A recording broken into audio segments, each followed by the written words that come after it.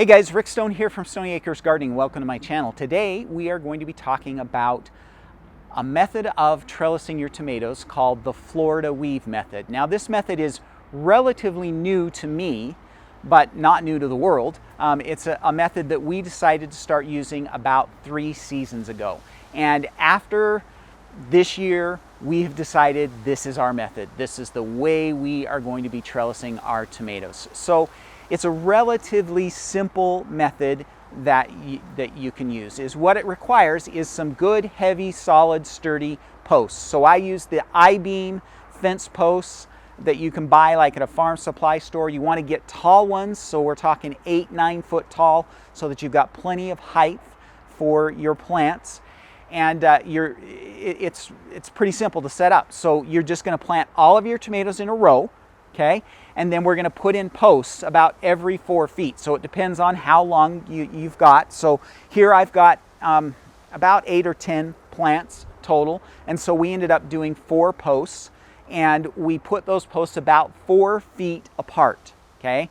You space those out about 4 feet apart. And then early on in the season, you're going to put those in, and then you are going to start almost immediately. Once your plants are about 12 inches tall, you're going to start the weave part of the Florida weave. You're going to use some good solid twine, good garden twine. I don't think that jute would be strong enough, so you want to use a good solid twine, and you are just going to weave it in and amongst the plants, okay? So you tie it off on the end post, and then you're going to go back and forth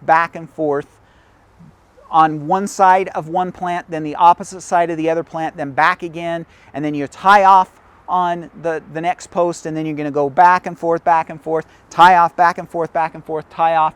Then you're going to go to the end, and you're going to go back the other way, back and forth on the opposite side, so that there's twine on either side of each plant to cause it for support. You are then going to do that weave every week or so. Okay, so as your plants continue to grow, you are going to continue to add weaves about every 4 to 6 inches up the post all season long. You're going to continue to work up that post and support those plants up as they grow. Okay, make sure that there's twine on either side of the plant. That's why we go back and then back again.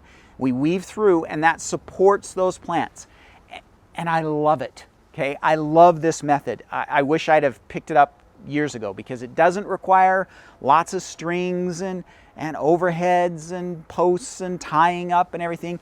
Just once a week you've got to go, and it takes like 5 minutes to go through and weave, and you're done. And then the next week you do it again, and you continue to work up as you go. And it makes it so that your plants grow up, gives you plenty of support, allows you to prune, allows you to see the fruit as it ripens, airs out, keeps the disease issues down, because as things grow, you can prune your way up. As you know, tomato plants kind of progress higher and higher as they go, and so you can continue to work your way up.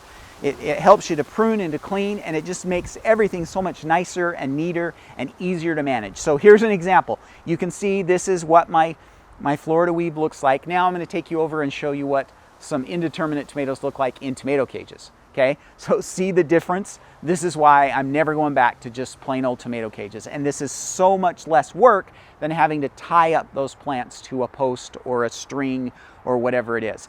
So again, relatively inexpensive. Each one of these posts is about $10. And so, you know, I'm like $40 into this, plus a little bit of string. And so it's just a great way and a great method. And it can be used on long, big stretches of tomatoes as well. So, you know, I've only got about 15 feet here, but if you want to go longer, you can use this method, and it's just great. And so I love this Florida weave method, and I would encourage you to give it a try this season, okay? All right.